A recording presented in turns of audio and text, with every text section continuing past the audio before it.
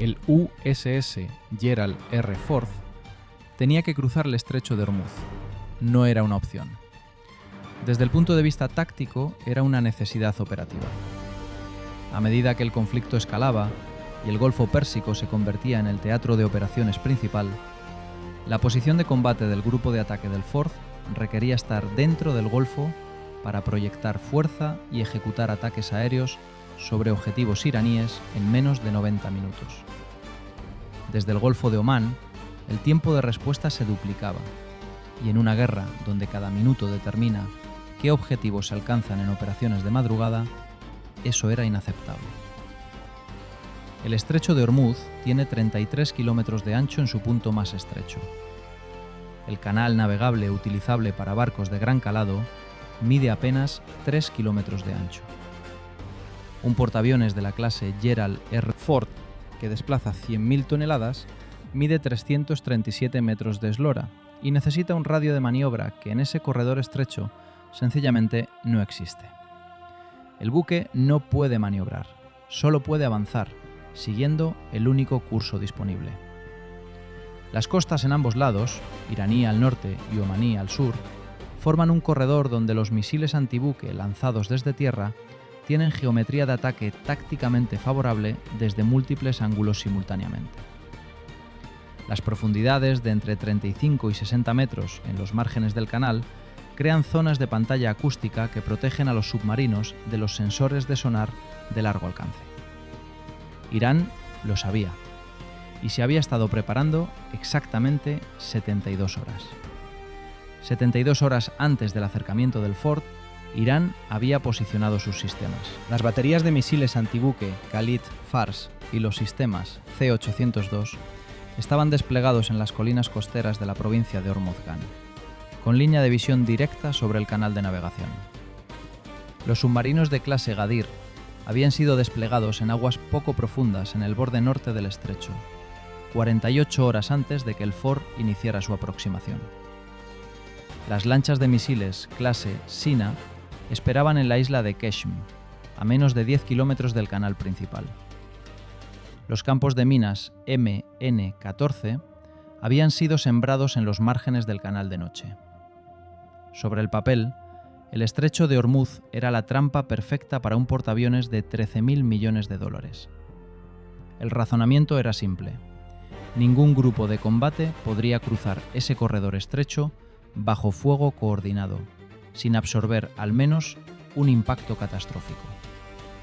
Ese razonamiento tenía 72 horas de antigüedad y contenía un error, un cálculo incorrecto que los planificadores iraníes habían cometido desde la concepción misma de la operación.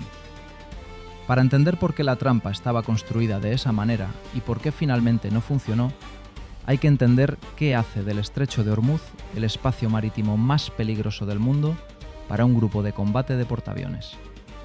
Un portaaviones en mar abierto tiene opciones. Puede maniobrar a grandes velocidades, cambiar de rumbo, recrear distancia entre sí mismo y las amenazas de superficie. En el estrecho de Ormuz, esas opciones desaparecen. El canal de 3 kilómetros limita la velocidad de maniobra. Las costas en ambos lados forman el corredor donde los misiles tienen geometría de ataque favorable desde varios ángulos a la vez. La densidad del tráfico marítimo comercial en el estrecho crea interferencias acústicas adicionales. Irán había construido toda su arquitectura de negación de área específicamente para este escenario. El Khalid Fars es el misil antibuque más avanzado del arsenal iraní, con una ojiva de 650 kilogramos y un alcance de 300 kilómetros. Capaz de alcanzar al Ford desde posiciones costeras en Hormozgan antes de que el portaaviones entre en el canal.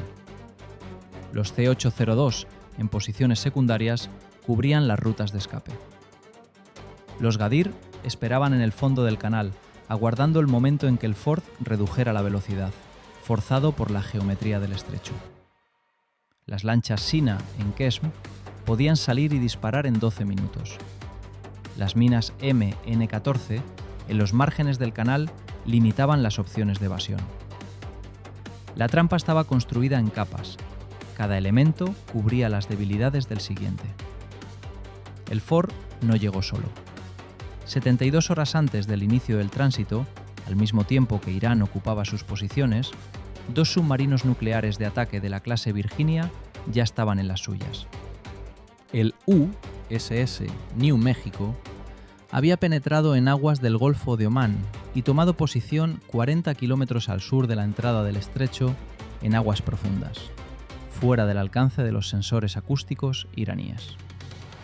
El USS North Carolina había tomado posición en el flanco este del canal a una profundidad de 180 metros, monitorizando con sonar pasivo cada movimiento de los submarinos Ghadir en el fondo del estrecho. Los Virginia no habían sido detectados. Los Ghadir no sabían que estaban siendo rastreados. A las 3:00 en horario local, 24 horas antes del tránsito planificado, el USS New Mexico recibió su paquete de targeting actualizado.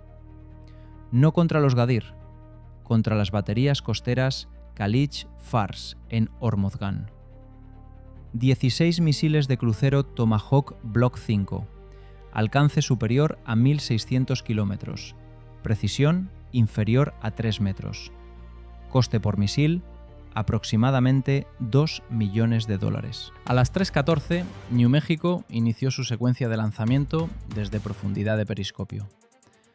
La primera batería, Khalid Fars, en el Cabo Arak, fue el primer objetivo. El Tomahawk penetró el búnker de control antes de la detonación. La batería quedó inoperativa en menos de 2 segundos.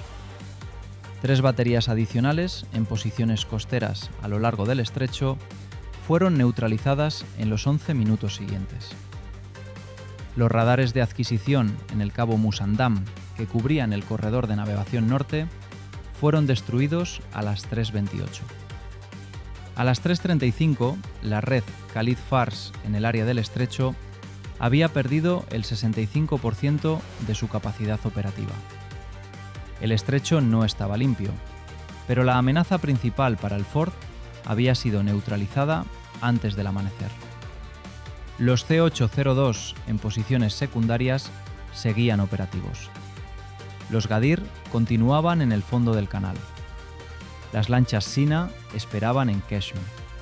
Las minas MN-14 permanecían en los márgenes del canal. La trampa no había sido desactivada, había sido parcialmente degradada, pero el Ford aún tenía que cruzar.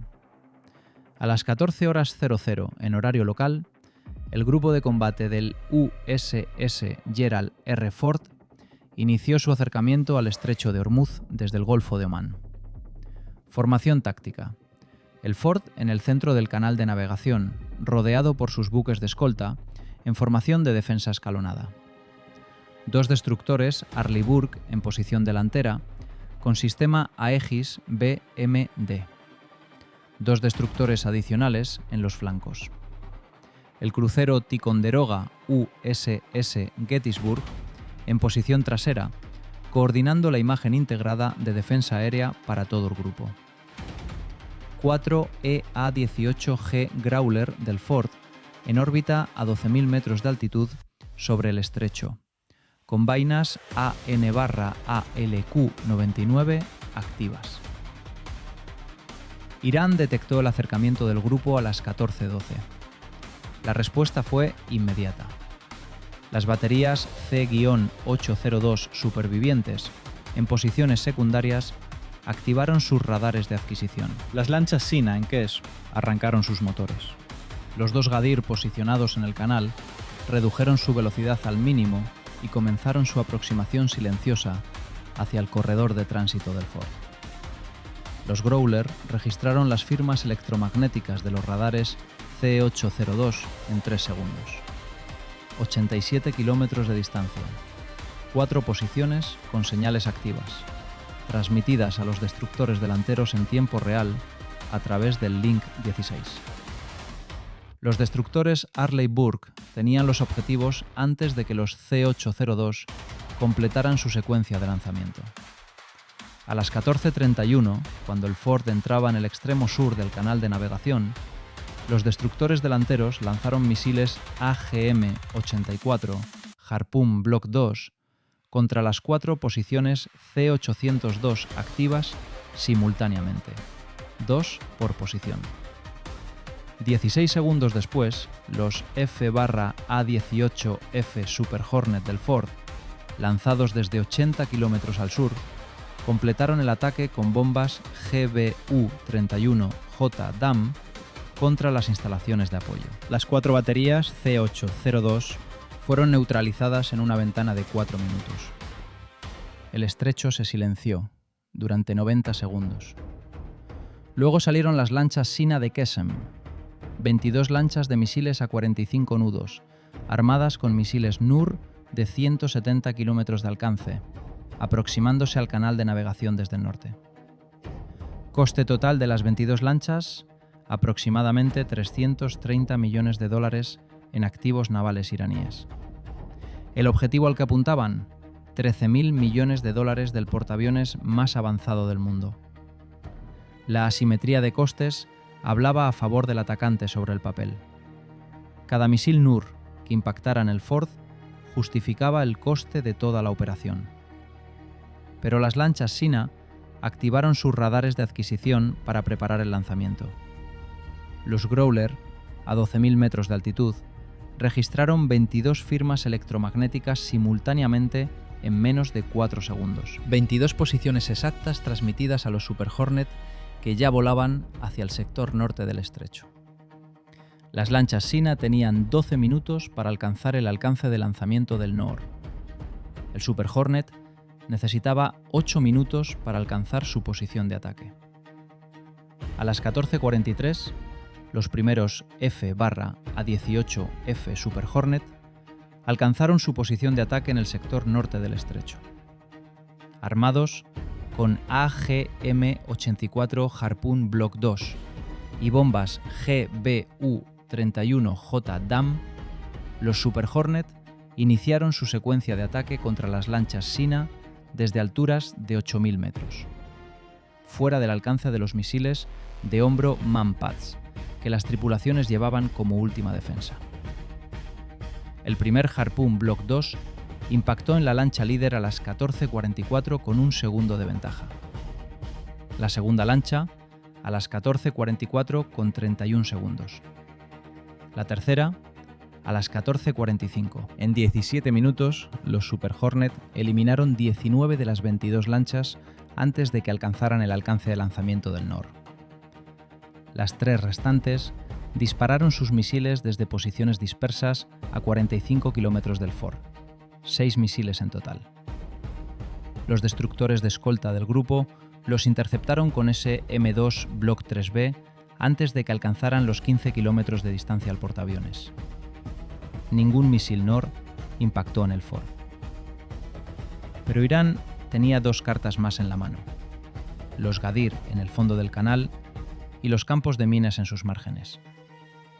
A las 15:02, el USS North Carolina detectó la firma acústica del primer Gadir acercándose al corredor de tránsito del Ford desde el borde norte del canal. Profundidad 32 metros, velocidad 6 nudos, posición 4,2 kilómetros del eje del canal. North Carolina disparó un torpedo Mk-48 AZCAP a las 15:04. El Mk-48 AZCAP viaja a 55 nudos con guía activa-pasiva combinada. Con esa velocidad de cierre contra un Gadir a 6 nudos, el tiempo de interceptación era inferior a 3 minutos. El torpedo impactó en el Gadir a las 15:06 y 4 segundos. La ojiva de 295 kilogramos detonó bajo la quilla. El submarino perdió su integridad estructural en menos de 4 segundos. El segundo Gadir, que había detectado la detonación, intentó maniobrar hacia aguas más profundas en ese sector del canal. North Carolina ya tenía su posición. Segundo torpedo Mk-48 lanzado a las 15:09. Interceptación a las 15:11 con 2 segundos. Los 2 Gadir habían sido neutralizados antes de alcanzar el alcance de torpedos contra el Ford. Los helicópteros de contramedidas de minas MH-53 Sea Dragon del grupo de combate llevaban 4 horas operando por delante de la formación, cartografiando el fondo del canal con sonar de barrido lateral. Habían marcado 19 minas MN14 en los márgenes del canal durante las horas previas al tránsito. Cada posición marcada fue transmitida al puente del Ford para el ajuste de la ruta. El Ford no esquivó las minas a ciegas, las rodeó porque conocía todas y cada una de ellas. A las 16:47 en horario local, el USS Gerald R. Ford completó el tránsito del estrecho de Ormuz y entró en el Golfo Pérsico. El resultado del intercambio fue claro. Irán perdió 4 baterías Khalid Fars, destruidas por Tomahawks antes del amanecer, 4 baterías C-802 neutralizadas durante el tránsito, 19 lanchas clase Sina eliminadas por los Super Hornet, 2 submarinos clase Gadir hundidos por los torpedos de North Carolina y 19 minas MN14 neutralizadas mediante operación de barrido. Las pérdidas totales estimadas en instalaciones destruidas o inutilizadas durante la operación, aproximadamente $800 millones. El grupo de combate del Ford no perdió ningún buque.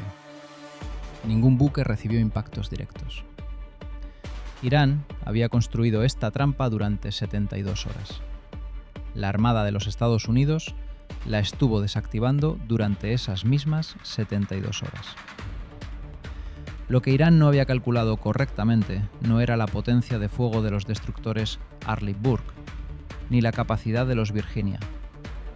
Era que cada elemento de su arquitectura de negación de área, las baterías costeras, los Gadir, las lanchas Sina, los campos de minas, había sido identificado, cartografiado y asignado a un sistema de respuesta específico antes de que el Ford comenzara su aproximación. La trampa estaba tendida. El Ford la cruzó de todas formas. Porque la Armada de los Estados Unidos llevaba 72 horas dentro de esa trampa antes de que Irán terminara de construirla.